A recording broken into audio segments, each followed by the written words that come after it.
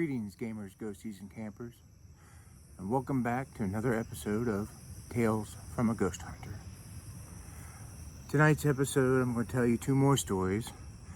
Both took place at the bulk house once more, because like I said in the previous video, we visited the bulk house quite often because it was very active.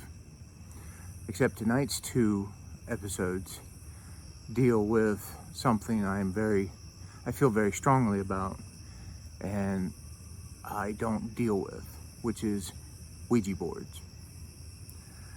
In my opinion, Ouija boards are bad news, and I would suggest to anybody not to mess with them. You don't know who you're talking to. Bad things have been known to happen around them, with them. Just look online, there's plenty of horror stories about them. I don't trust them. And even being scientifically minded, I like to err on the side of caution. So, like I said, in previous ghost hunting groups, I always told them I didn't want to be around Ouija boards, and if they had ever brought one with them, I would leave. And I was very stern about that. But it got to the point where they didn't want to respect my wishes, and a lot of times they would try and sneak one past me. And there were several times they did. The first story is about one of those times.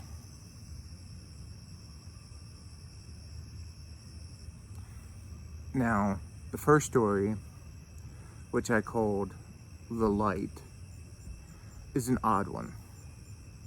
I don't understand it. I can't explain it. And I'm going to just leave it up to you, the viewers, as to what you think it is.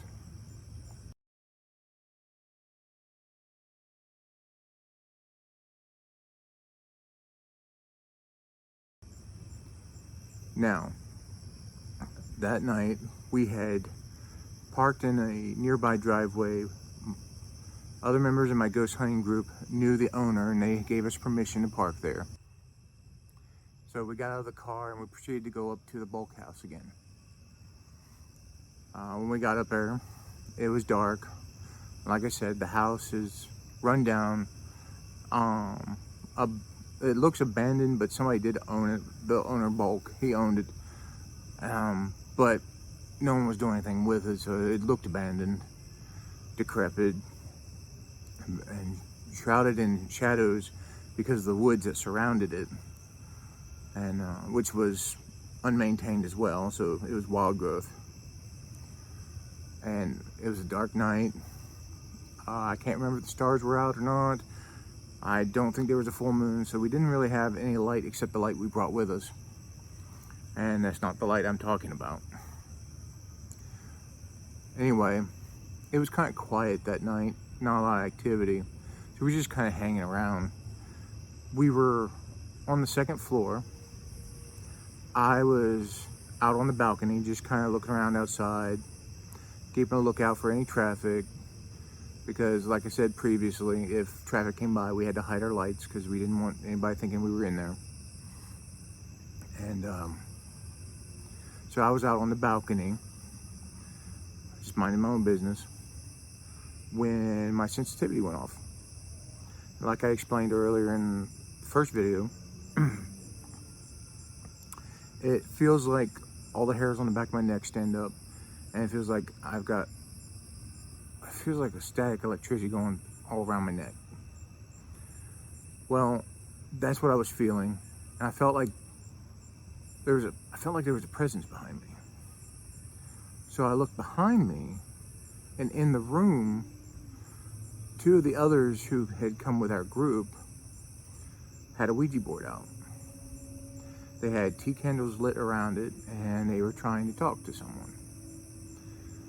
Well, I found out they were trying to talk to the little girl who I mentioned in the first episode. Apparently, she was responding, even though, like I said, you can't be sure who it is. they were asking questions like, who was it? I don't remember all the questions, but what I do remember, other being angry and disappointed at them for sneaking that past me, was that at some point the responses on the board were misspelled, wasn't making too much sense. Sometimes it didn't respond at all. So they asked what was wrong, why was it doing that, and asked if it actually wanted to communicate with them. Well, its response was it was having trouble seeing the board. And they guessed that there wasn't enough light for it to see the board. So they asked it that. It said no. It said it was too bright and it was having trouble seeing the board. And they were kind of puzzled because the tea candle lights, as you know, they don't give off a whole lot of light. And we didn't have our flashlights on because we didn't want traffic seeing us in the building. So they asked it what light it was talking about, why was it so bright?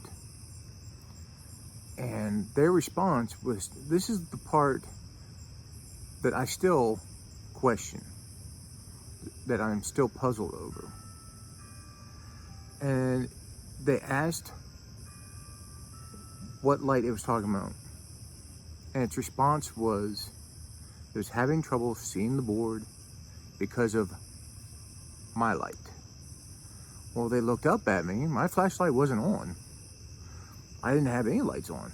None of us did. And they told it as much. They said, well, no one's got any lights on. Well, it said that it could see me from the other side. And what it meant was, on the other side, I was glowing bright enough that it was having trouble seeing the board. And we knew it was me they were talking about because it did spell out my name. And I was the only Steve in the group. So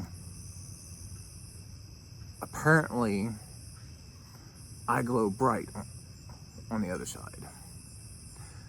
Now, take that as you will. I don't have any explanation for it. I don't have any theories on it. Some people think that maybe that's why bad things stay away from me. I don't know. I certainly do not feel special in any way. And I try to be the best person I can be, but for that's a very odd response. Whether I believe it or not, I don't know. So take that as you will.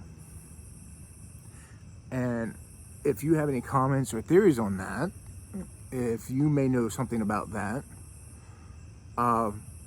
leave it in the comments below. I'd love to hear from you. I'd love to hear what your thoughts on that is.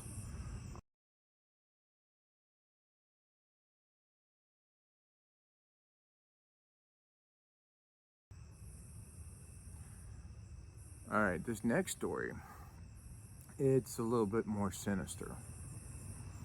At least I think it is. It's very strange.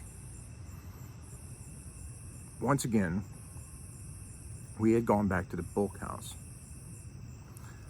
We had parked in the driveway that I mentioned in the previous story. And as we were getting out of the vehicle, two of the members of the group pulled something out of the trunk and was trying to hide it. I already knew what it was. It was a Ouija board. And like I said, I don't deal with those. I had it with them trying to sneak one past me and not respect my wishes on that. I realize I'm not the only one in the group, and that,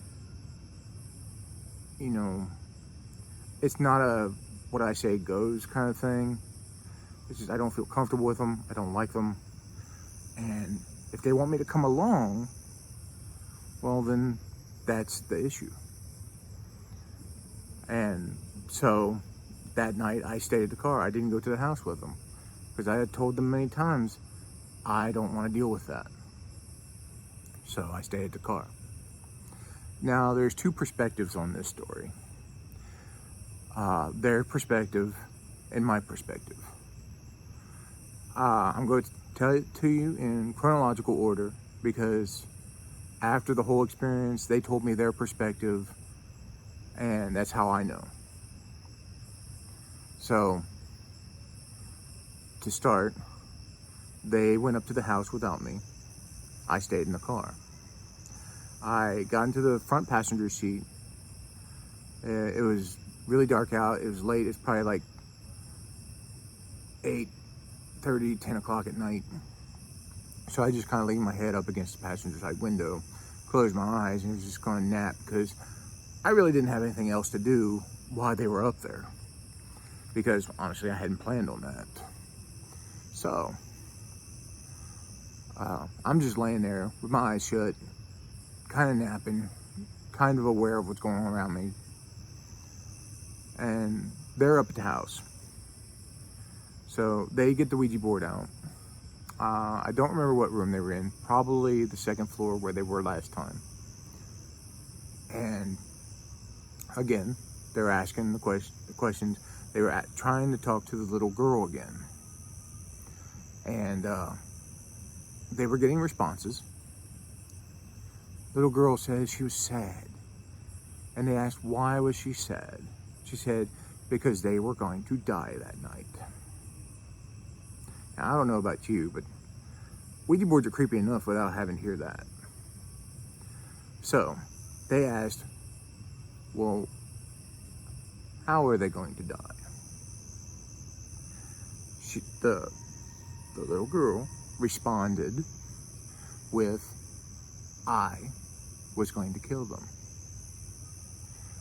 And they asked, well, when was that going to happen? Because I wasn't up there with them. And the little girl responded with, I was going to do it around midnight. So they naturally didn't believe anything was going to happen. I wouldn't have. And so they waited. Because they continued to talk to her and all that. They didn't really tell me what the rest of the conversation was, so I don't really know what they were asking at that point. However, what I do know is that around midnight, when it was getting close to midnight, probably 11:30, 11:45, they got no responses anymore. The board went quiet. So they were, at that point, they told me they were getting a little uneasy because it was getting close to midnight, which is when she said I was going to come kill them. So, but they decided to wait. Honestly, I probably would have been a little uneasy myself. So, they're waiting. Going back to my perspective, I'm sitting down in the car around the same time. I've got my head up against the window, my eyes closed. And then all of a sudden, now, keep in mind, this is all anecdotal. I have no clear-cut evidence of this. So, it's up to you whether you believe it or not. I'm only telling you what I experienced, what I felt. And what I felt was a sinister presence on the other side of that window that I was laying my head against. And it was right there. I could feel it. And I could feel it staring at me. Like, I knew this was an entity. Without a doubt. My sensitivity was going off, everything. And somehow I knew if I opened my eyes, I was going to see something I didn't want to see. Something that was probably going to haunt my nightmares from then on. And all that was separating me from this thing was probably that little bit of glass. Now keep in mind, a pane of glass is not going to keep you safe from a disembodied entity. It does grant you some measure of safety and security and comfort, but it really won't protect you. However, this thing, I have a feeling, its intent was not to harm me, but it wanted me to look at it. It really, really wanted me to look at it. And it became a battle of will. Now see, I'm blessed with what I would consider an iron will. I got that from my mother. But if I put my mind to something, no one short of God himself will stop me. And this really became a battle of wills. All it needed was for me to open my eyes and look at it. That's the feeling I got. But that's all it needed. And I wasn't going to give it that. So this went on for several minutes. As far as I know, midnight came and went. Obviously, I didn't show up to the house. And sometime after midnight, the entity on the outside of the window from me did go away. I felt the presence leave. And so after that, when they came back to the car, they told me what happened up there, and I told them what happened with me at the car. And we got to throwing around ideas and theories about what all that meant. And we came up with the idea that there was a malevolent entity who was possibly trying to possess me. And if it succeeded, it was going to use me as a vessel to go up there and do just as it said. Now, honestly, we can't really say what would have happened because it didn't happen. And I'd like to think that I still would not have let it do that. I like to entertain the thought that I still would retain control over myself no matter what. But again, we don't know. I'm just glad I had that iron will and I refused to open my eyes and look. So I think that was probably one of the last times I went to the bulk house, because I did not like the idea of something becoming that bold, that familiar with us, that it would be willing to try something like that. My friend James, he would visit the bulk house way before I even started going there. He's got some stories about that place too. Hopefully I'll get him on here to talk about that. However, those were my two stories about the bulk house dealing with Ouija boards. Again, I highly recommend you don't mess with Ouija boards. It is my opinion they are not a toy, and they're not to be messed with, for your safety and for other safety. I want to thank you for watching. Let me hear some of your comments and theories and ideas down in the comments. I'd love to hear them. I would love to respond to them. And also, if you want to email me stories that you've had as a ghost hunter, by all means do so. I would love to, with your permission, read them on my videos as well. And have a spooky night.